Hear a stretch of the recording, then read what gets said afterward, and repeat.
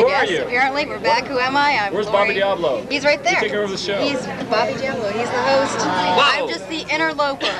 The interloper. Yes. The master in charge of this evening's festivities. The center of attention is Laurie Notaro, columnist for The Planet, which is free, by the way. And Java. And Java? Yes. You write for Java? Yep. I know that. I have a column in there too. Cool. What, you write about coffee? No, I write about the same bullshit that I write everywhere else. And they're very nice. I just got a raise, which is great. Yay! Yeah. Cool. Laurie's buying the next round of beer. I'm on the wagon. Oh, well, you buy the next round of beer for us. Yeah, 1 beer and 2 Cokes. There we go, okay.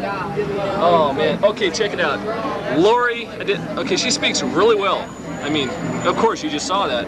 But she sings, too.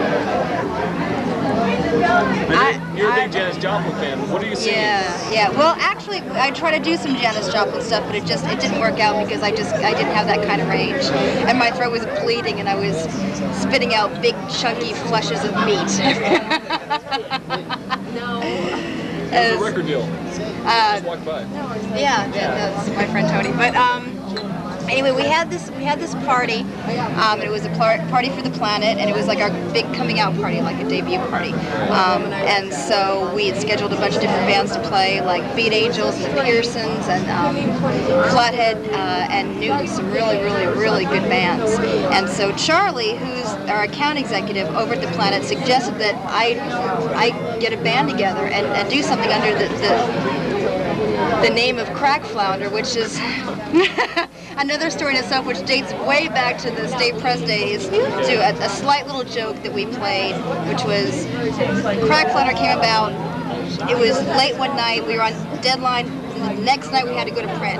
We had a completely blank page, and so Troy calls me, who's the editor of State Press magazine, and it was now the editor of The Planet, and says, "What the fuck are we gonna do?" He's just like, "We have a whole page here.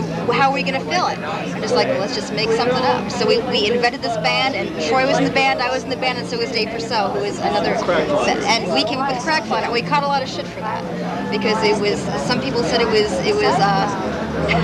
yellow journalism. Actually, it was more black journalism. Well, it's not like you started a war, you just started a musical trend here in Phoenix. Now Dead Hot Workshop got signed because they came looking for Crack Flounder. And Laurie told them they were out of town. We got to sign somebody, Atlantic said, so how about these other guys? They're second rate, Dead Hot. Yeah, we'll sign them. Brent sings slightly better than I do. But, just a test. So what's up with Notaro? What's up the with new me? band. It's kind of like No. My band is called Crack Flounder. Oh, it is because It's called Crack Flounder, and yeah, they printed that in Where It's Hot. But actually, the name of the band, it wasn't my backup band. We're an entire band. It's not my band. We're a band together. I thought it was like a Bon Jovi thing. No, not at all. The boys that I got to play with me were 5 of the best musicians in this town, and they were friends of mine. And I asked them to do it, and they did it for free. I bought them some beers, and that was it. But so when's the video? When's the video? We're a video show. We wonder when the video's coming out. I can talk to him about it, but we don't have anything planned as of yet. Oh man. What's the big hit from Crack Flounder right now? From Crack, we only have 4 songs. Okay. In our whole set list, there's only 4. Rolling Stone covers and Black Crowes covers. Well, you gotta start someplace. Someplace, yeah. So. That's wild, yeah. I can relate. A few years ago, I was lead singer for a band called Megadeth, and back in those metal days, and then it was in a joke band, Richard Puke. Yeah, that's when I died and came back. As in Another Richard, incarnation. Yeah, I was in LA. We're talking about Laurie though, right? Yeah. Okay, let's go back to Laurie. Go back to me. Go back to me. Yeah. So. But that night went very well.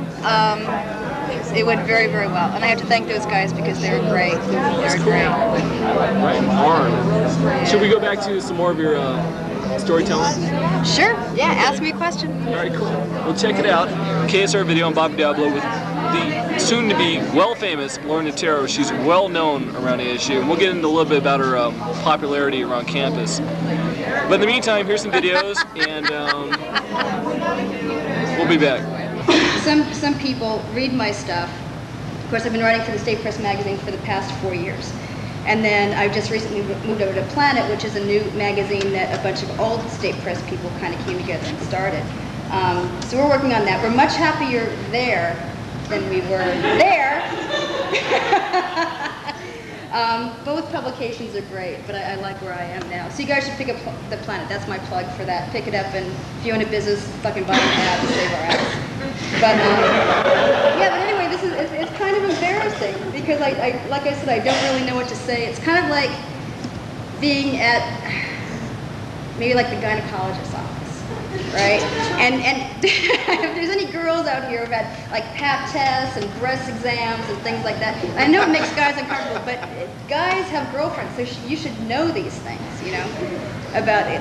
Pap test is an evil, evil fucking thing. I mean, there's almost nothing worse than that. What they do is they put you in these stirrups, right? And you're just open for basically the whole world. And I remember one time I was down at the gynecologist's office for my yearly thing or whatever. And so I go in there, and basically this is the way that you have to go like kind of like this. So you're down there like this, right?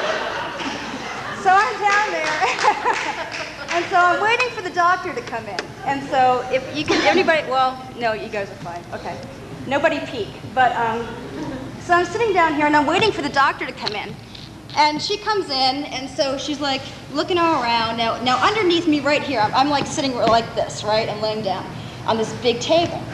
Now there's these drawers right here. There's a whole Thank you very much. There's a whole bunch of drawers just down there, and I guess that holds like the equipment and shit like that. So the doctor comes in, and I've got this little, you know, the gown on, I've got the paper thing over there. But basically, I mean, essentially, I'm naked. I mean, I'm just buck naked in front of this woman, who I don't think she's a lesbian. If she was, that would be okay too, but I don't think she is. So I'm sitting there, and so she's looking through these drawers, and here I am, I'm right here. Okay, here's my legs right here. She's looking through these drawers, and she's looking, and so she's just like, I can't find the speculum. I don't know where the speculum is. Now, for those of you guys who don't know what a speculum is,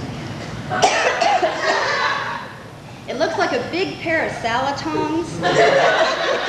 Oh, they're huge, and they're kind of conical. They kind of go like this, kind of like on the top. They're really, really big, and they're made out of steel, and I swear to you, they fucking keep them in the freezer. Because when that thing goes in, the lights go out. I mean, that's just it. And then there's like, now I can't really say this for sure because I really haven't seen it in operation, but it feels like there's like this big crank at the end, which opens it. And they just keep cranking it and cranking it and cranking it. So I'm looking for her. I'm waiting for her to find this thing. She can't find it, right? So she screams out, Barbara, which is like her assistant, whatever. Barbara, where's the speculum? Barbara says, I hear her from the front office. It's in the top drawer. So Dr. Samuels goes up there and she's looking again. Barbara, it's not in here. So Barbara comes in, and now there's Barbara and Dr. Samuels right there. We're looking through these drawers, and I'm just sitting there going, holy shit, I just can't even believe that this is happening. So Barbara can't find it either, so she screams out, Jeannie! And Jeannie's all, what? Where's the speculum? It's in the top drawer. No, it's not. So Jeannie comes in. So now I've got three ladies here, all looking through the drawer, and I'm sitting there right there. I'm waiting for the guy to come in who's bringing them their lunch, you know? So Domino's is here. Oh, we're in here. We're looking for the speculum. Come on. It's a hell of a floor show. But I guess that's what you have to do with when you go to doctors. That's basically how it goes. You're kind of at their mercy, almost in a sense, because you're kind of bare, you're kind of open. And they're the authorities, so you don't really know how to do things. You really can't argue with them as far as anything that they do. Another time when I went to the doctor, I had a herniated disc in my back. This was last year sometime, and it was so bad that I couldn't even walk anymore. I mean, it was just a really, really crippling thing. And because of that, there were certain things that I couldn't do anymore, as far as cleaning the house or doing dishes or even driving a car, and certainly not doing